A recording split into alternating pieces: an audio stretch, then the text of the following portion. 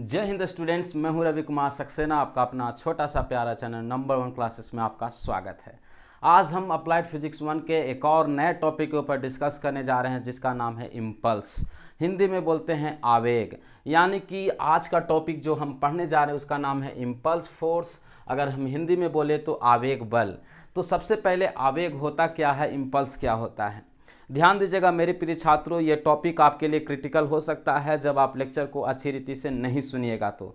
इसलिए मैं छात्रों से निवेदन करना चाहता हूं कि आप जो है बहुत ही अच्छे ढंग से इस लेक्चर को सुनिएगा, तभी आपको समझ में आएगा। क्योंकि इस लेक्चर में हम आपको बहुत ही खास बातों को बताने जा रहे हैं जो आगे आपके काम देगा हमेशा। ठीक है।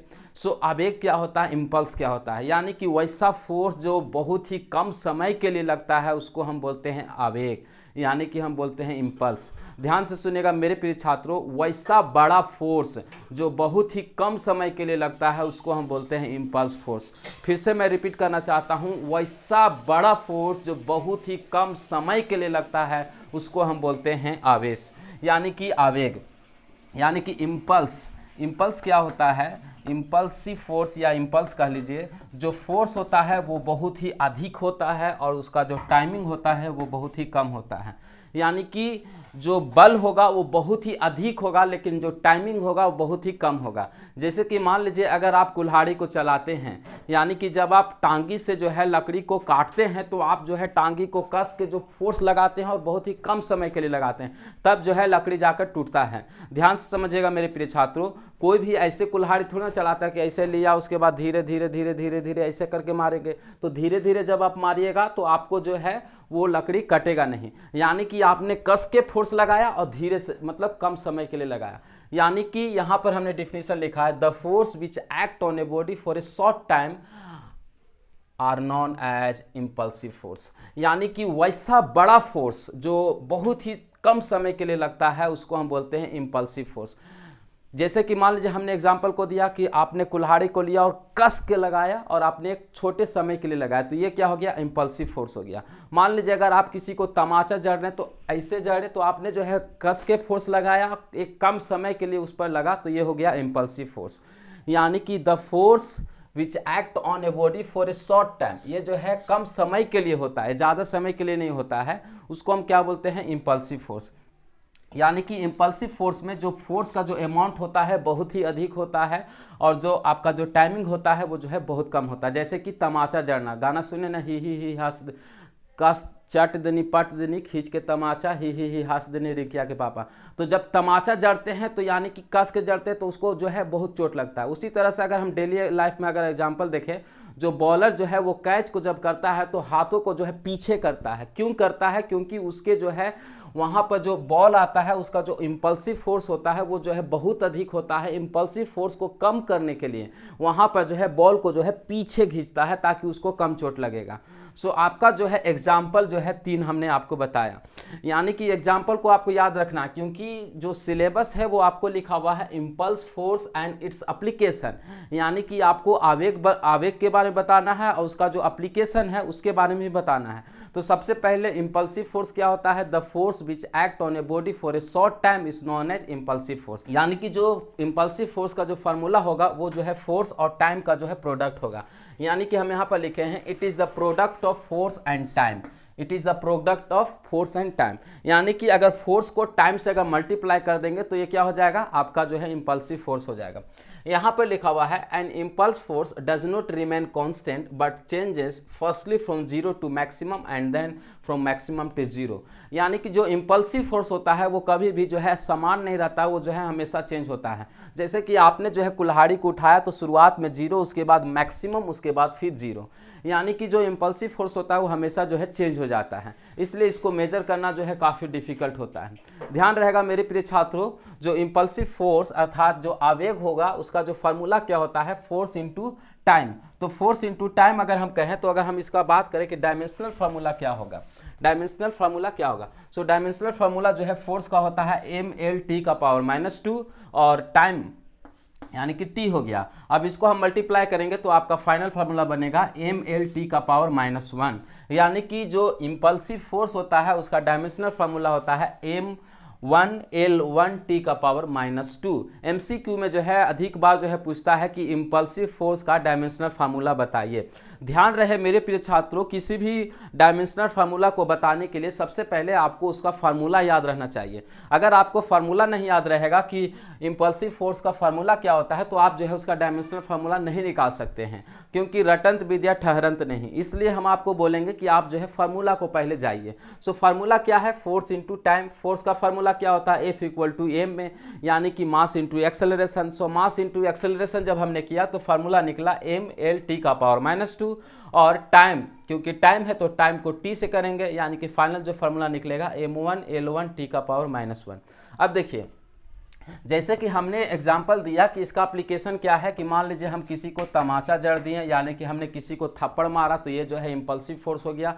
हमने जो है कस के खींचा और जो है उसको कुछ कम समय के लिए हमने लगाया, यानी कि दूसरा एग्जाम्पल क्या हो गया? दूसरा एग्जाम्पल जो है, जैसे कि हमने जो है कुल्हाड़ी को लिया और कस के मारा, ठीक है, यानी कि एक्स, ठीक है। सो कुल्हाड़ी को जब हम लेते हैं तो कस के मारते हैं एक शॉर्ट टाइम के लिए, तो ये हो गया आपका इंपल्सिव फोर्स। यानी कि कोई भी खिलाड़ी जब बॉल को कैच करता है, ध्यान दीजिएगा मेरे प्रिय छात्रों, कोई भी खिलाड़ी अगर बॉल को कैच करता है, अगर वो सीधा कैच करेगा तो उसको जो है चोट लगेगा। उस चोट को कम करने के लिए वो जो है हाथ को पीछे की ओर खींचता है। ध्यान से इस कॉन्सेप्ट को समझिएगा। अगर कोई खिलाड़ी खेल रहा है और बैट्समैन जो है हिट करके बॉल को मारा, तो बैट्समैन जो है हिट करके बॉल को मारा, तो वहाँ पर जो है वेलोसिटी ज़्यादा है और उसका मास भी है, तो मास और वेलोसिटी दोनों जो है उसके पास आ रहा है। जब उसको कैच करेगा सीधा रूप से, यानी कि उसी वेलोसिटी के साथ उसको जब कैच करेगा तो उसको काफ़ी चोट लगेगा। उस चोट को कम करने के लिए वो जो है पीछे की ओर खींचता है, जिसके वजह से जो है उसको कम चोट लगता है। यानी कि अगर यहाँ पर क्वेश्चन जो है दो बनता है, किसी भी खिलाड़ी को कैच करने में चोट क्यों लगता है? तो इंपल्सिव फोर्स के चलते। ध्यान रहेगा मेरे प्रिय छात्रों, किसी भी खिलाड़ी को जब हम कैच करते हैं, यानी कि बॉल को जब कैच करते हैं, तो बॉल को कैच करने में अगर हम सीधा बॉल को कैच करते हैं तो हमको चोट क्यों लगता है? तो चोट लगता है इंपल्सिव फोर्स के चलते। लेकिन उस चोट को कम करने के लिए हम बॉल को क्या करते हैं, यानी कि हाथ को हम पीछे करते हैं, तो यहाँ पर जो है हम उसका मोमेंटम को कम करते हैं। जब हम मोमेंटम को कम करते हैं तो हमें जो है कम चोट लगता है। यानी कि आपको जो है मोमेंटम और इंपल्स को समझना होगा। मोमेंटम होता है मास इंटू वेलोसिटी, लास्ट के क्लास में हमने बताया था, और इंपल्स होता है आपका फोर्स इंटू टाइम। ध्यान रहेगा मेरे प्रिय छात्रों, जो मोमेंटम होता है, ठीक है, मोमेंटम हो गया आपका, और दूसरी तरफ आपका हो गया इंपल्स, ठीक है, जिसको हम लोग हिंदी में बोलते हैं आवेश, ठीक है। सो मोमेंटम क्या होता है? मास इंटू वेलोसिटी होता है, और इंपल्स क्या होता है? फोर्स इंटू टाइम होता है। तो देखिए, किसी भी खिलाड़ी को बॉल को कैच करने में अगर सीधा अगर कैच करता है तो उसको चोट क्यों लगता है? तो उसको चोट लगता है इंपल्स फोर्स के चलते। अब उस चोट को कम करने के लिए वो जो है पीछे हाथ खींचता है, यानी कि उसका जो है मोमेंटम को कम करना चाहता है। जब मोमेंटम को कम कर देगा तो उसको कम चोट लगेगा।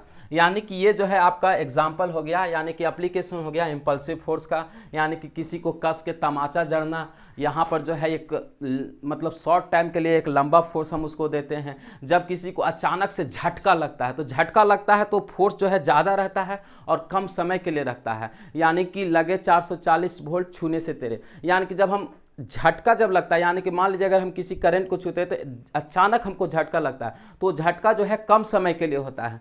यानी कि फोर्स जो है ज़्यादा है लेकिन उसका जो समय है, ड्यूरेशन है, वो जो है कम है। तो ये कौन सा फोर्स हो गया? इंपल्सिव फोर्स हो गया। मान लीजिए आप जो है कहीं पर जा रहे हैं और अचानक जो है एक्सीडेंट हो जाता है, तो जब एक्सीडेंट होता है तो उसका वहाँ पर जो है फोर्स जो है बहुत अधिक होता है और टाइमिंग क्या होता है? बहुत कम होता है। तो जो है मतलब कि इंपल्सिव फोर्स जो है हमें जो है बहुत ही नुकसान पहुँचा सकता है, क्योंकि अचानक से कोई फोर्स जो है अगर जो है कस के अगर किसी बॉडी पर लगेगा तो वो जो है उसके हड्डी को भी तोड़ सकता है। सो इंपल्सिव फोर्स क्या होता है? ये जो है बहुत ही छोटा टॉपिक है, लेकिन आपको समझ में आना चाहिए, क्योंकि यहाँ से आपको जो है आपको लॉन्ग आंसर टाइप क्वेश्चन भी बनेगा और एमसीक्यू भी बनेगा। सो एमसीक्यू में जो है आपसे पूछता है कि इंपल्सिव फोर्स का डायमेंशनल फार्मूला बताइए।